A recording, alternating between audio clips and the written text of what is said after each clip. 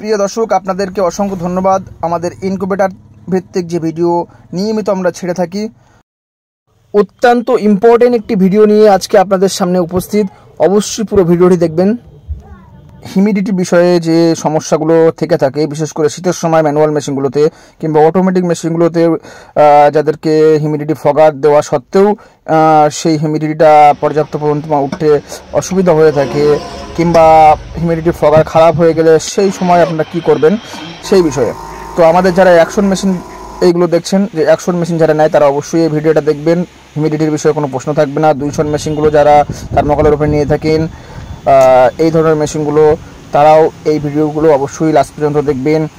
আমাদের যারা প্লাইয়ের উপরে যে মেশিনগুলো নেয়, এই ধরনের 200 মেশিন কিংবা 100 মেশিন, 130 ডিমের মেশিন হয়ে থাকে, 220 পিস ডিমের মেশিন হয়ে থাকে, এটা XM18 এখানে হিউমিডিটি ফোকাস দেওয়া থাকে, কিংবা যাদের দেওয়া থাকে না অন্য কন্ট্রোলের উপরে নেওয়া হয়, তো তারা অবশ্যই নেবেন। অটোমেটিক মেশিন দেখছেন, এখানে আমাদের কাছে 112 ডিমের অটোমেটিক মেশিন আছে। যারা এই ধরনের মেশিন নেয় তাদের ক্ষেত্রেও বলছি। তো প্রথমে আপনারা এই ধরনের একটা নেট নেবেন এবং নেটটাকে প্রথমে কেটে নেবেন। সাপোজ আমি এটাকে 4 ইঞ্চি কেটেছি। তো এখন দেখবেন যে আমাদের যে পাত্রটা আছে, এই পাত্রটার ভিতরের হাইট 1.5 ইঞ্চি আছে। তো এই 1.5 ইঞ্চি পাত্রটার মাপিয়ে আমি এই নেটটাকে গোল রাউন্ড করে নেব, যেন আমার এই পাত্রটার ভিতরে চলে আসে। তো সেই হিসেবে নেটটাকে কাটার পরে এটাকে ব্যান্ড করে নিতে হবে।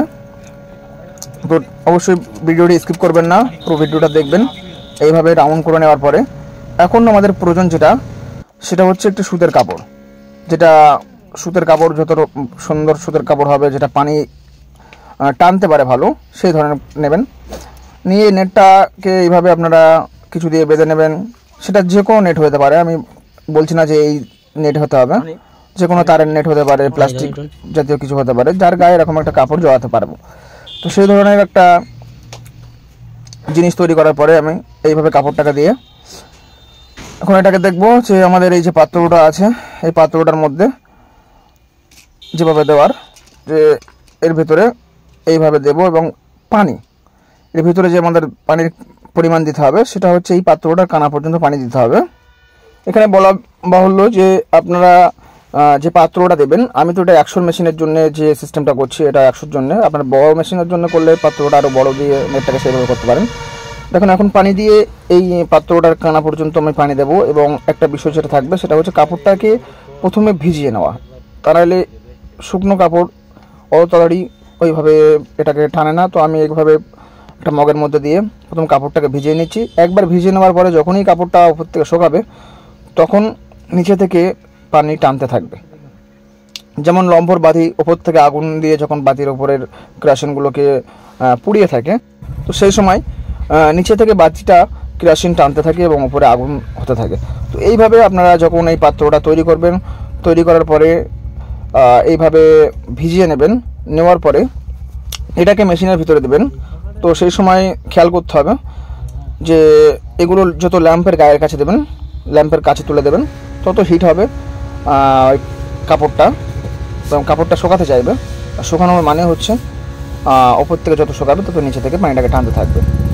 তো আমি এখন এই যে হিউমিডিটি যাদের মিটার থাকে, তো এই মিটারে আপনারা দেখবেন যে প্রথমে যে হিউমিডিটিটা দিয়ে রাখবেন, যখন একটু বিশেষ করে 10টা মিনিট 15 মিনিট হয়ে যাবে আর মেশিনের টেম্পারেচারের সঙ্গে আস্তে আস্তে এটা হিট হতে থাকবে, তো আপনাদের হিউমিডিটিটা আস্তে আস্তে বাড়তে থাকবে। তো এটা ল্যাম্পের গরম পাবে এবং পাশ থেকে যে হাওয়াটা হচ্ছে, এই হাওয়াটাকেও গরম হাওয়াটাকে নিয়ে মেশিনের মধ্যে ছড়াতে থাকবে। তো এইভাবে টেম্পারেচার সার্কুলেশনটা ভালো হয়, হিউমিডিটিটা চারদিকে ছড়াতে থাকে। তো এখন দেখালাম এটা একটি 100 ডিমের মেশিনের উপরে। আর যেটা আমাদের কাছ থেকে আপনারা যারা 100 মেশিন নিচ্ছেন তাদের জন্য আমরা নতুন করে এই মুহূর্তে প্লাস্টিকের পাত্রগুলো, এই সমস্ত বিশেষ করে বাচ্চা লাস্ট টাইমে যখন উঠবে ওই সময় পানি স্প্রে করার জন্য, বিশেষ করে মানে হ্যাচিং ডিমের উপরে, যাতে রেজাল্টটা ভালো হয়, বাচ্চাটা বেশি পরিমাণে বার হয়, সেসবগুলো আমরা গিফট স্বরূপ আমরা এই সমস্ত জিনিসগুলো মেশিনের সঙ্গে দিয়ে থাকছি। তো কাস্টমারদের সুবিধার্থে আমরা এই ভিডিওটা করা। আপনারা এর থেকে উপকৃত হলে অবশ্যই চ্যানেলটি সাবস্ক্রাইব করবেন এবং ভিডিওতে লাইক করবেন, ভালো একটা কমেন্ট করবেন, এই আশা রাখি। আজকে শীতের শুরুতে প্রায়ই আমরা এই ভিডিওটা প্রতি বছর প্রায় দিয়ে থাকি এই ধরনের ভিডিও, কিন্তু আজকে যেটা যতটা ডিটেলসে আমরা তৈরি করে দেখিয়েছি, ইতিপূর্বে দেখানোর সময় সুযোগ হয়নি। তো খুবই কষ্ট করে এই সমস্ত জিনিসগুলো সময় বার করে এটাকে তৈরি করলাম।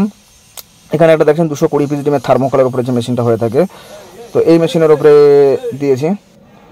এরপরে একটা প্লাইয়ের উপরে যে মেশিনটা হয়ে থাকে সেই মেশিনের উপরেও আমরা এটাকে করলাম। আর এটার ক্ষেত্রেও আমরা দিয়ে দেখাবো যে প্লাইয়ের মেশিন, যেগুলো থার্মোকলের মেশিন ছাড়া প্লাইয়ের মেশিন হয়ে থাকে সেগুলো তো সেম বিষয়, যেখানে ল্যাম্প থাকবে, ল্যাম্পের ওখানে আপনারা এইভাবে পাত্রটাকে দিয়ে দেবেন। আর এটা খেয়াল রাখবেন যে ল্যাম্পটা এই কাপড়ের যে গোল রাউন্ডটা আছে উপরের অংশে, এই উপরের অংশের রাউন্ডের মধ্যে ল্যাম্পটাকে ঢুকিয়ে দেবেন। এটা 100-200 মেশিনের ক্ষেত্রে আপনারা একটা দিলে যদি হিউমিডিটি উঠে যায় তাহলে একটা, যদি দুটো দেওয়ার প্রয়োজন পড়ে তাহলে দুটো দিতে হবে। উপরের ল্যাম্পেও সেমভাবে একটা পাত্র উপরের অংশে দিতে হবে। এবার যদি এই যে পানি বিষয়টা এটা দেখছেন, এটার থেকে পাত্রটা যদি আপনারা একটু বড় অংশের করেন কিংবা পাত্রের হাইটটা একটু বেশি দেন, সেক্ষেত্রে আপনারা হয়তো 2 দিন 3 দিন 4 দিন অন্তর একবার পানি দিলে যথেষ্ট।